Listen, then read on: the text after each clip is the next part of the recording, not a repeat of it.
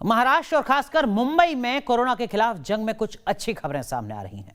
एक खबर तो सीरो सर्विलांस से जुड़ी है और दूसरी ऑक्सीजन की सप्लाई को लेकर।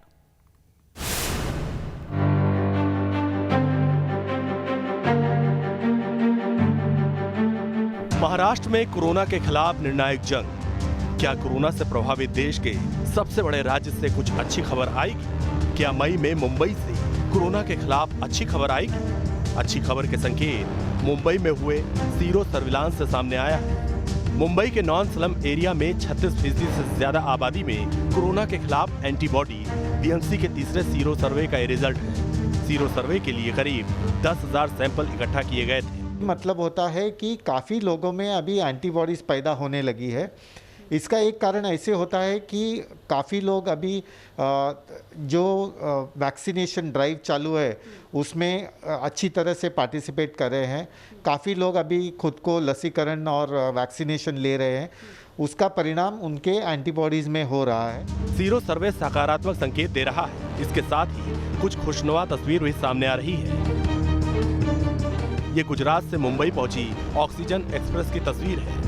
उम्मीद की जा रही है कि इस ऑक्सीजन एक्सप्रेस से ऑक्सीजन की किल्लत की समस्या दूर हो जाएगी। इस ऑक्सीजन एक्सप्रेस के जरिए मुंबई को 45 मैट्रिक टन ऑक्सीजन पहुंचाने की कोशिश इंडियन रेलवे की तरफ से की गई है। आप देख सकते हैं फ्लाइट वैगन्स पे किस तरीके से ऑक्सीजन टैंकर लदे हुए हैं और अब इन टैंकर्स को डिटैच करने का काम चल रहा है ताकि इनकी ऑफलोडिंग की जा सके। ये दूसरी ऑक्सीजन एक्सप्रेस है जो कि महाराष्ट्र पहुंची है। इसके पहले विशाखापट्टनम से चलकर एक ऑक्सीजन एक्सप्रेस नागपुर और नासिक शहरों में पहुंची थी, जबकि ये दूसरी ऑक्सीजन एक्सप्रेस गुजरात के हापा से चलकर नवी मुंबई के कलंबोली पहुंची और अब इन 3 टैंकरों को अलग अलग डेस्टिनेशंस पर भेजा जाएगा। महाराष्ट्र पहुंची ये दूसरी ऑक्सीजन एक्सप्रेस है। इससे पहले 23 अप्रैल को विशाखापट्टनम से ऑक्सीजन एक्सप्रेस मुंबई पहुंची थी। ऑक्सीजन टैंकर को नासिक और नागपुर भेजा गया है। जो ऑक्सीजन एक्सप्रेस मुंबई पहुंची है उसका इस्तेमाल पुणे में भी होना है।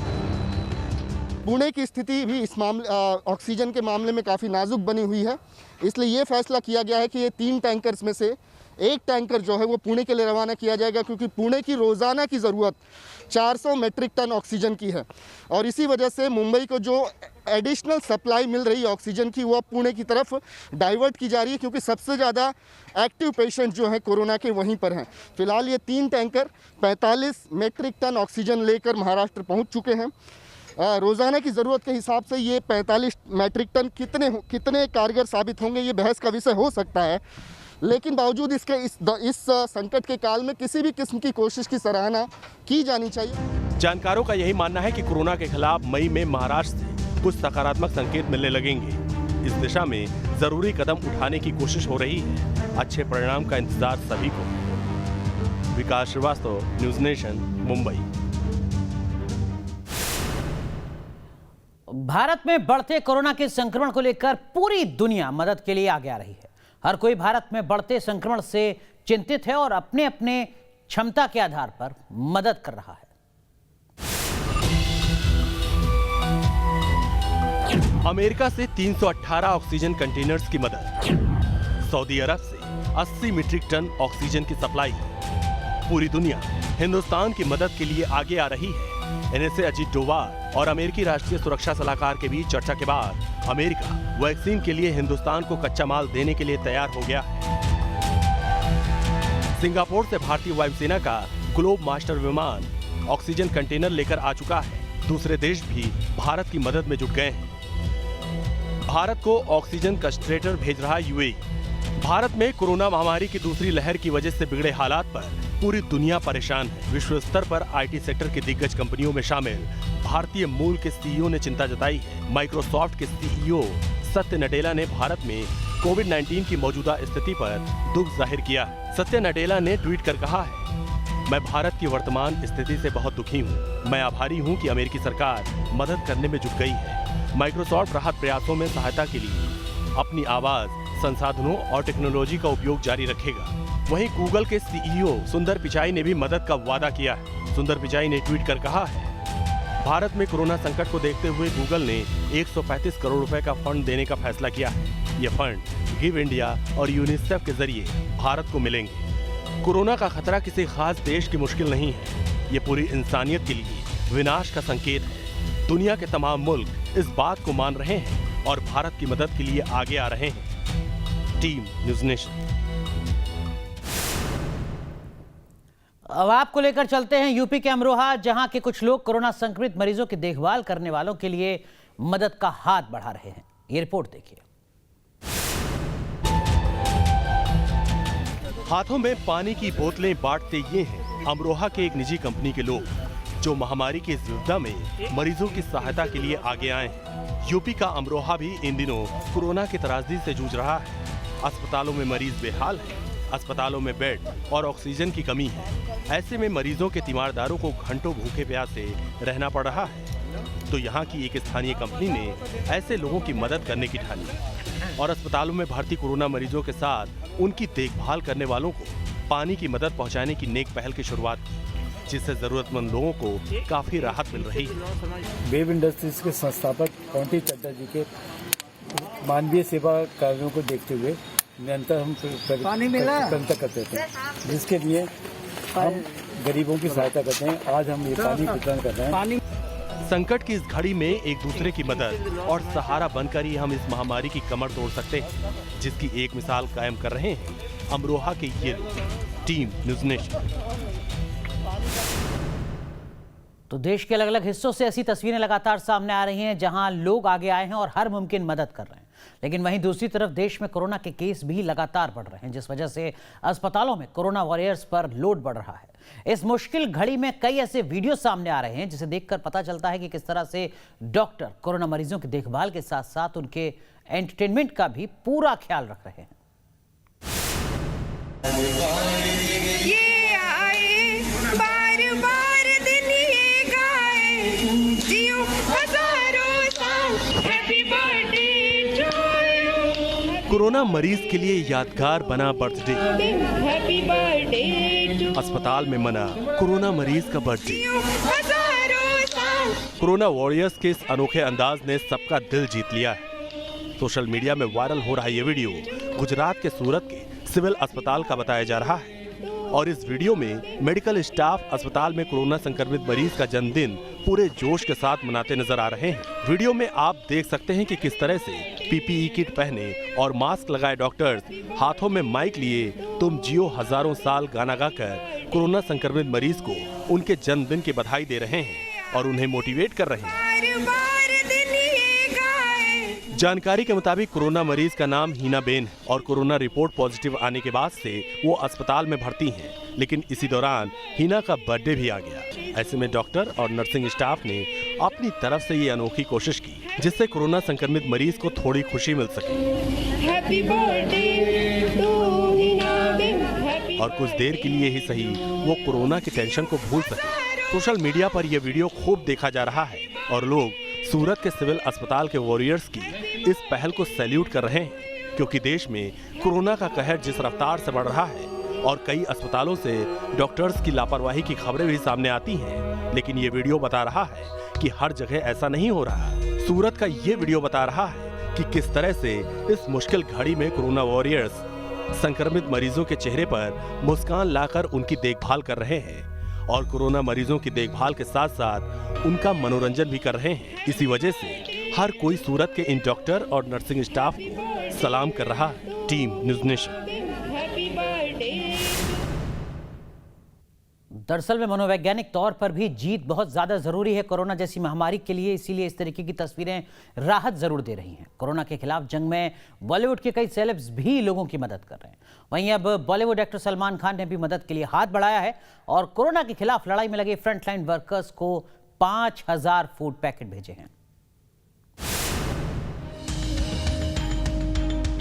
पहले खुद खाना चखा, फिर ओके किया और पैकिंग के लिए हामी भर दी।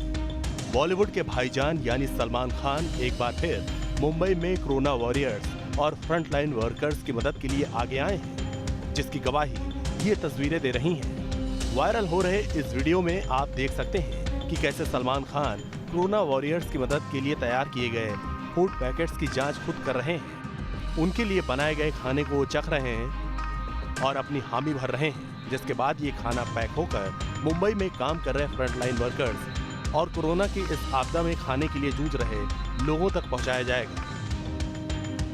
साल 2020 में जब कोरोना की पहली लहर आई थी, तब भी सलमान ने अपने चैरिटेबल ट्रस्ट बीइंग ह्यूमन के तहत मुंबई में जरूरतमंदों को मुफ्त में राशन, पानी और खाना पहुंचाने का काम किया था। तब सलमान बॉलीवुड के सबसे खास दोस्तों के साथ मिलकर पनवेल वाले फार्म हाउस में लॉकडाउन के दौरान समय बिता रहे थे, लेकिन लोगों की मदद के लिए वो हमेशा आगे रहे। उन्होंने पिछले साल खुद अपने हाथों से फूड पैकेट्स को ट्रकों में लोड करके लोगों तक पहुंचाया था। सलमान के इस नेक दिली की चर्चा पिछले साल भी हुई थी और इस साल जब मुंबई समेत पूरा महाराष्ट्र कोरोना के सेकेंड वेव से बुरी तरह जूझ रहा है, तो सलमान मदद के लिए आगे आए हैं, जिसका उनके फैंस जमकर तारीफ कर रहे हैं। Team news nation. इस कोरोना काल में मध्य प्रदेश के पन्ना में अजीब नजारा दिखाई पड़ा। वहां पुलिस के साथ यमराज सड़क पर घूमते नजर आए। पूरी खबर देखिए इस रिपोर्ट में।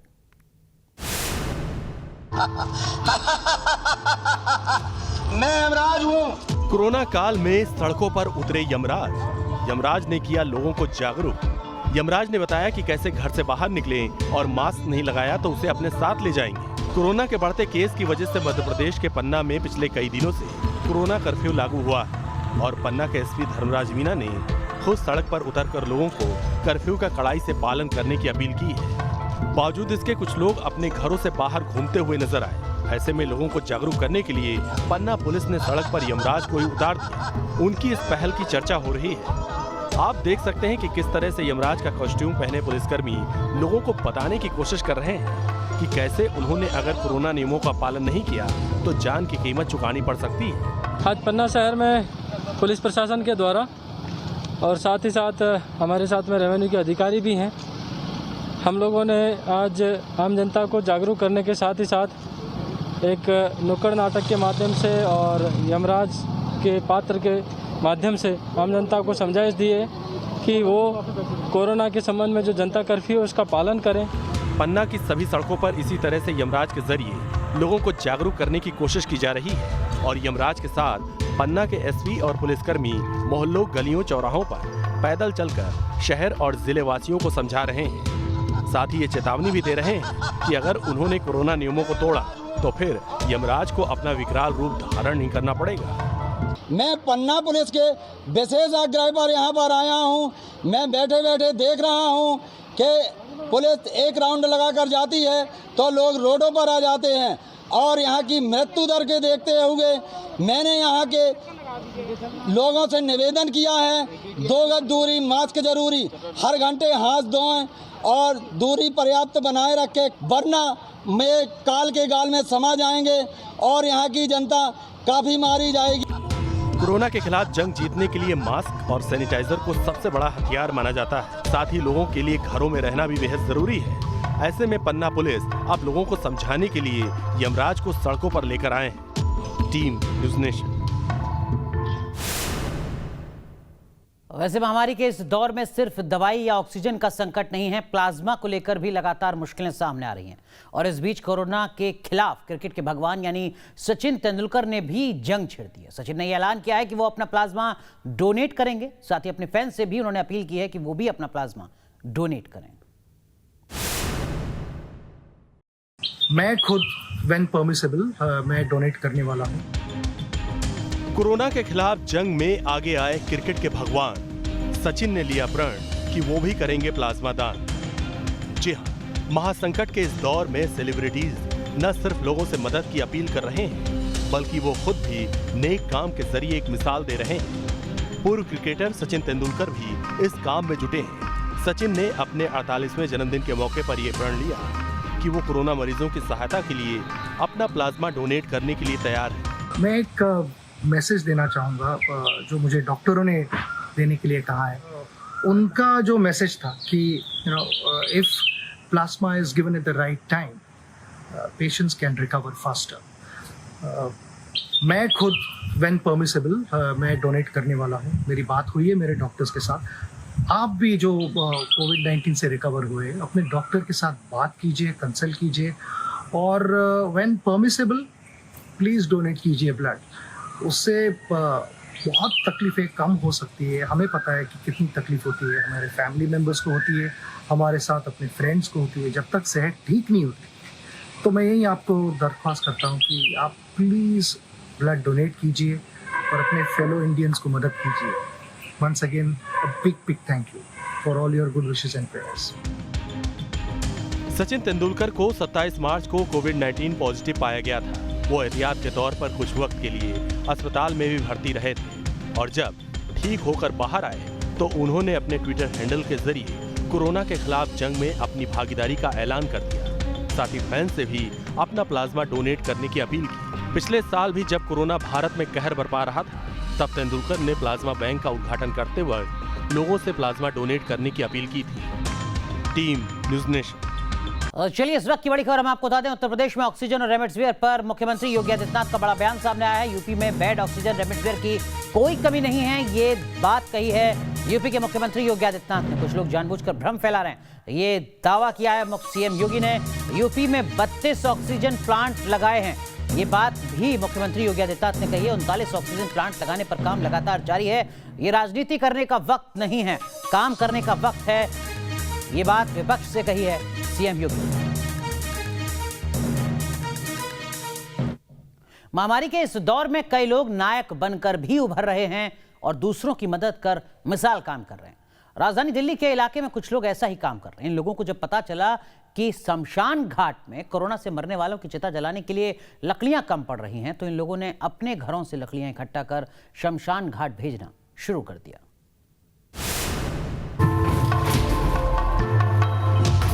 आप सोच रहे होंगे आखिर बीच सड़क पर कबाड़ क्यों जमा कर रहे हैं लोग, लेकिन आपको बता दें कि लकड़ियों का ये अंबार कबाड़ नहीं है बल्कि कोरोना काल के गाल में समाये लोगों की अंतिम संस्कार के लिए इकट्ठा किया जा रहा है। तस्वीरें राजधानी दिल्ली के शाहदरा इलाके की हैं। इलाके के लोगों को पता चला कि कोरोना से आए दिन होने वाली मौतों से लोगों को अपने परिजनों के अंतिम संस्कार के लिए कई मुश्किलों का सामना करना पड़ रहा है। शमशान घाट में लकड़ियों की कमी पड़ रही है।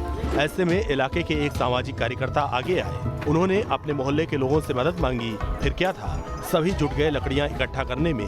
जिसे जो मिला वो अपने घर से लकड़ी का सामान उठा लाया और देखते ही देखते यहाँ लकड़ियों का अंबार लग गया। एक मैसेज हमें मिला कि शमशान घाट में लकड़ियों का ट्रक लेट हो गया है और लकड़ियों की दिक्कत हो गई है। तो हमने अपनी जनता में, झिलमिल वार्ड की जनता को आह्वान दिया कि लकड़ियों की ज़रूरत शमशान घाट में कम पड़ गई है और ज़रूरत है, और सभी ने अपने घरों से अपने आप ही लकड़ियाँ निकाल कर अपने घरों के बाहर रख दी, जो कि हमने सबके घरों से लकड़ियाँ गाड़ियाँ भेज के 5-5 गाड़ियाँ लगवा के सभी के मुकेश नगर, जनता कॉलोनी, ज्वाला नगर, सब जगह लकड़ियाँ उठा के हमने शमशान घाट रख दी। इसके बाद इन लोगों ने इन लकड़ियों को एक टेम्पो में लादा और आसपास के शमशान घाट में पहुंचा दिया ताकि वहां चिता जलाने के लिए लकड़ियों की कमी ना पड़े। कोरोना से मरने वालों की चिता को अग्नि मिले, उन्हें मोक्ष की प्राप्ति हो सके। महामारी के इस दौर में साथी हाथ बढ़ाना के मकसद से की जाने वाली मदद ही एक दूसरे का सहारा बन रही है, जिससे जरूरतमंद लोगों को संकट की इस घड़ी में बहुत बड़ा सहारा मिल रहा है। ऐसे ही सराहनीय कदम से हम एक दूसरे का दुख दर्द बांट सकते हैं। Team news nation. और अब बात हरियाणा के जींद की, जहां से कोरोना महामारी के दौर में ऐसी खबर सामने आई है जिसकी तारीफ हर कोई कर रहा है। एक शख्स गंभीर रूप से बीमार महिला जब पहुंचती है जींद के सरकारी अस्पताल में तो उसे ले जाने के लिए स्ट्रेचर नहीं मिलता है तो एक शख्स सामने आते हैं और वो शख्स कोई और नहीं, अस्पताल के सिविल सर्जन रमेश पांचाल हैं, जो खुद महिला को एम्बुलेंस से अपने हाथ में उठाकर स्ट्रेचर तक पहुंचाते हैं। कांग्रेस नेता दीपेंद्र हुड्डा ने इस वीडियो को ट्वीट किया है और लगातार ये वीडियो सोशल मीडिया में वायरल हो रहा है, जिसमें ये कहा जा रहा है कि इंसानियत खत्म नहीं हुई है। इस तरीके की कई तस्वीरें देश के अलग अलग हिस्सों से सामने आ रही हैं, जहां पर कोरोना फ्रंट वॉरियर्स की तरह जो तमाम डॉक्टर हैं वो दिन रात एक कर रहे हैं लोगों की ज़िंदगियां बचाने के लिए। संसाधन सीमित हो सकते हैं लेकिन जो जज्बा है वो सीमित नहीं है। यही इस तस्वीर के ज़रिए आप देख सकते हैं, समझ सकते हैं। ये तस्वीरें हरियाणा के जींद की हैं, लेकिन इस तरीके की तस्वीरें देश के अलग अलग हिस्सों से लगातार सामने आ रही हैं।